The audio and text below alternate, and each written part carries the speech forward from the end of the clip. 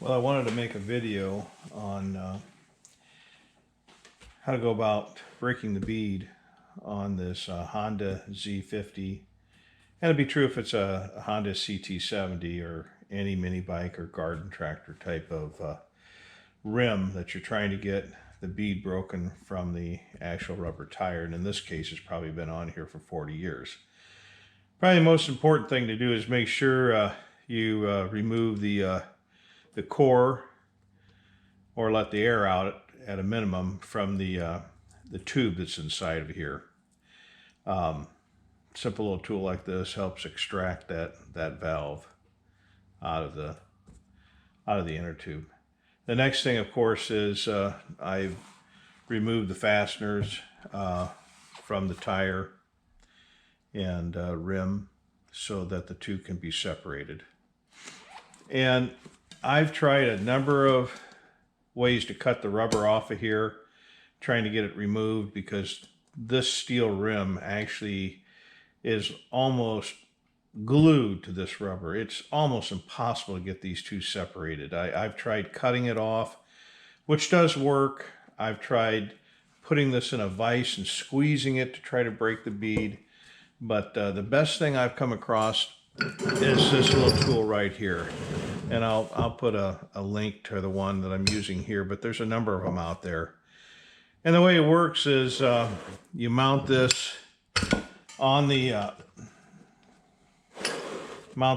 tire, and this part of it seats tight against the steel rim, and this part of it you work underneath the lip of the steel rim. And then as you tighten down this bolt here, it pushes this lever's against the rim, the inside lip of the rim, and then this part that you can see moving down as I turn this here pushes the rubber tire down and breaks the bead. And of course this part here keeps the everything in tight so it can't back away. The one thing I've noticed when using this tool, and I've noticed a lot of people have broke these, believe it or not. As you can see, the manufacturers really reinforce this lip here. They'll break these because they don't keep this vertical. And what I'm saying is, you don't want this thing leaning either direction when you're tightening down this bolt here, because you're generating a lot of force. So you want to keep this thing vertical so that it's parallel to this wall right here. You don't want it tipping one way or the other. Hopefully you can see this because I'm filming this by myself. So I will go ahead and show you how I go about breaking this rim here. I have a tire set up over here, and the hardest part about getting these bead breakers started is to get a little space underneath this rim. And so what I do is I use these pipe clamps. Now you're probably looking at this saying, well, the pipe clamps by themselves break the bead loose. I've tried that. I've never had any success with it. So to get started, I push this down like this. I'll take the bead breaker, make sure that I get this as far underneath that lip as I possibly can. Then I start to tighten down this nut here, making sure that I don't over tighten it. And I make sure I don't over tighten it by making sure that this is parallel back here. This part of the bead breaker is straight up and down, vertical. I do not over tighten this, and if I start to try to remove the bead and this goes out of being parallel, I adjust the nut up here accordingly. Now, I don't actually have a socket that'll fit this. It's over 1 inch in diameter, so I have to use my handy crescent wrench here. But you just tighten this thing down.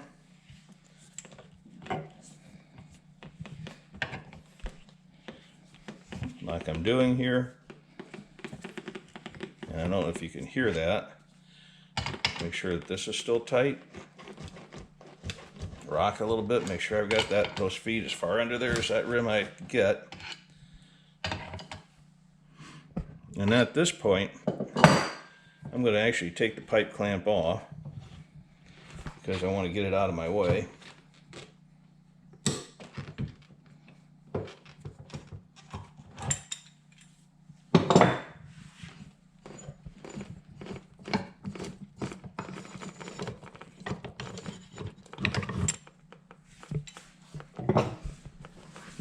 Make sure I've got that underneath that bead. And in this case, I'm looking at it right now, and I think I can actually draw this up a little bit more. Yeah, I just kind of lost it there. Let me loosen this up and try to wiggle it under there a little more. And then by tightening this up,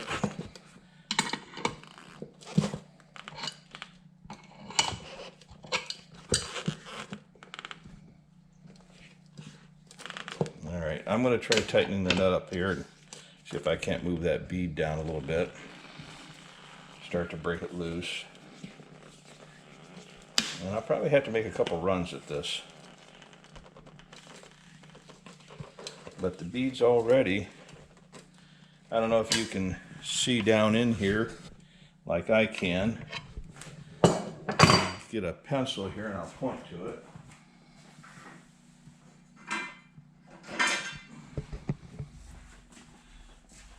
But I'm already generating quite a gap in here between the rubber and the actual rim. Now the rubber is actually still sticking a bit, so I'm going to keep going, see if I can't get that to pull down just a little bit more, and then I'll take a second bite on this thing. Okay. At this point, I'm going to have to loosen up and take a second bite, which is no big deal. It's still a heck of a lot easier than anything I've done so far. I'm trying to remove one of these.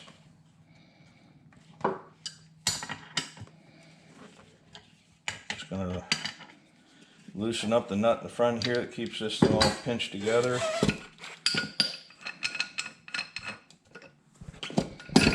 And completely retract the foot again.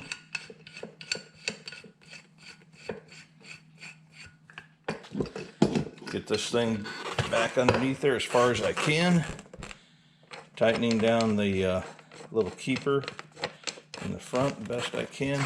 Keep pushing it underneath there. And then I tighten this down till it's parallel again. The main screw's parallel. I'm getting a little bit better bite this time. Helps to. You can see every time I tighten that nut, I kind of wiggle it a little bit. So now this is vertical. So I know that I haven't over tightened this nut with this being vertical. So now I'll go back to this nut and start tightening it down, which will push the foot back down and try to break that bead.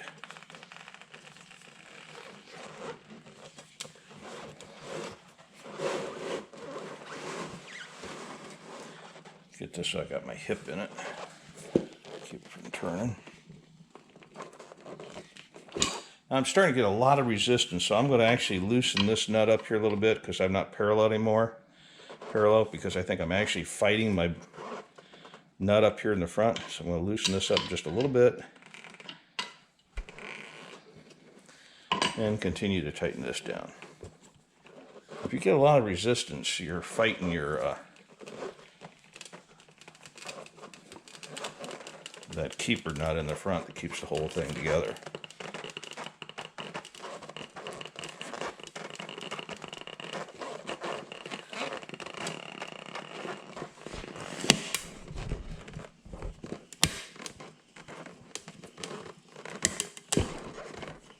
You can hear the rubber breaking away from the steel. You can see it's already torn apart here. Gives you an idea how tight that's on there. So once again, I'm going to loosen this all up again, take another bite.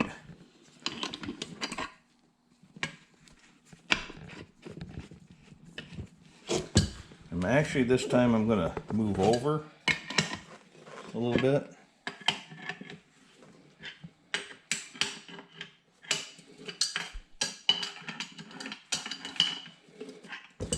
Probably if I got a impact gun and the right socket, this will go a lot faster.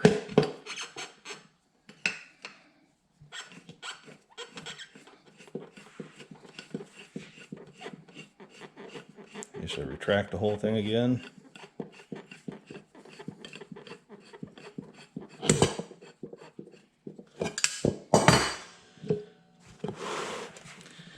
And actually you can see it's actually pulled away quite a ways.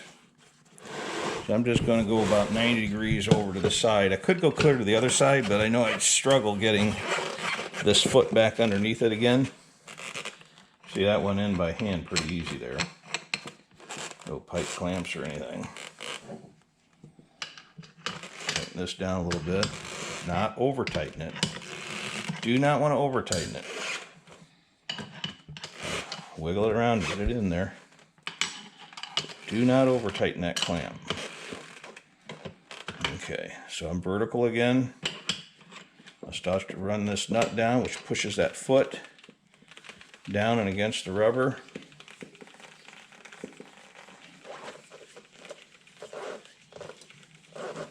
And I might add, before I started this, I took the valve stem out of the inner tube so that there's absolutely no air inside this inner tube.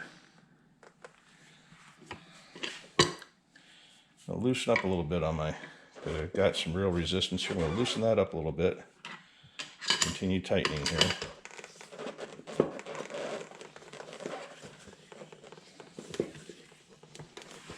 Shouldn't have a whole lot of resistance doing this. It's not that hard. If you do, you don't have it right. And the rim just pulled loose. So I'll remove my tool.